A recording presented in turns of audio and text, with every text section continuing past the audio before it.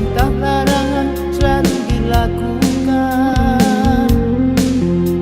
Ada yang merasa benar tak mau salah, ada yang merasa kuat menindas yang lemah. Dunia ini penuh maksiat, masih banyak manusia yang tak menyadarinya.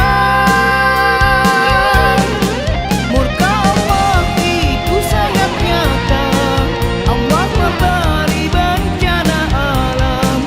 Itu hanya teguran dari Allah, kiamat kecil suatu peringatan.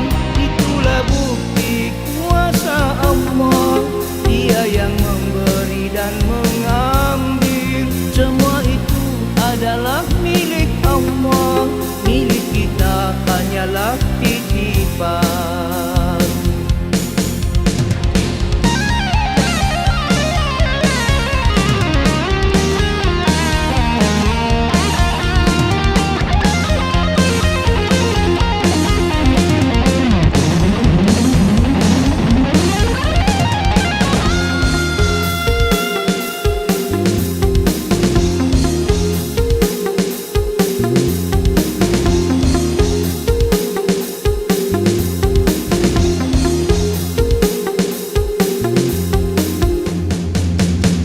Apa jadinya perintah larangan dianggap sama?